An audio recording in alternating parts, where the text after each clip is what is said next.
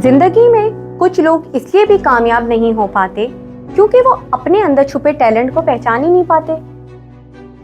वो अपने अंदर हमेशा खामियां तलाश करते रहते हैं, अपने अंदर की कमियों को ढूंढते रहते हैं। आज मैं आपसे एक ऐसे शख्स की स्टोरी शेयर कर रही हूँ जिन्होंने अपनी कमियों को नाकामी की वजह नहीं बनने दिया। उस शख्स का नाम है मिस्टर बीन, जिसको शायद दुनिया असली नाम से जानती भी नहीं है।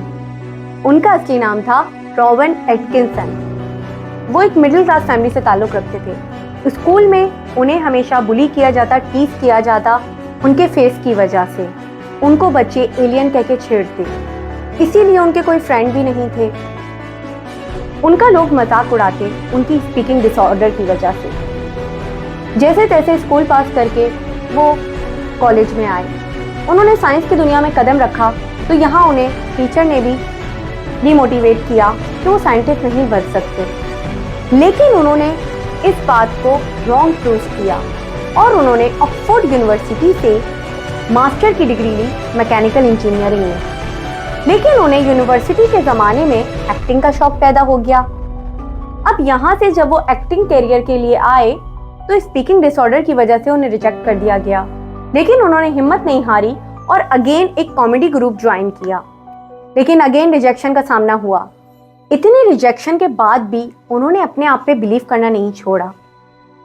उन्हें सबको हंसाने का बहुत शौक था और वो ये जानते थे कि वो ये काम बहुत अच्छे से कर सकते हैं। उन्होंने कार्टूनिक स्केचेस बनाना शुरू कर दिए अपने, और आहिस्ता आहिस्ता मेहनत के बाद उन्हें ये एहसास हुआ कि जब वो किसी कैरेक्टर में आते हैं तो उनकी स्पीकिंग डिसऑर्डर गायब हो जाता है।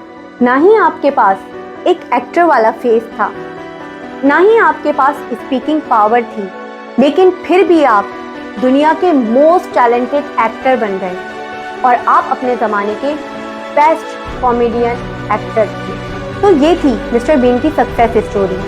सक्सेस में most important thing patience, dedication, hard working and never give up. हर रोज़ जब हम कामयाबी की तलाश में आगे बढ़ते हैं तो हमें रिजेक्शन का सामना होता है, लेकिन सबसे बड़ी नाकामी हमें जब होती है जब हम अपने आप पे बिलीव करना छोड़ देते हैं। लेकिन ज़िंदगी उन्हें ज़रूर इनाम देती है जो तमाम रुकावटों के बावजूद आगे बढ़ते रहते हैं।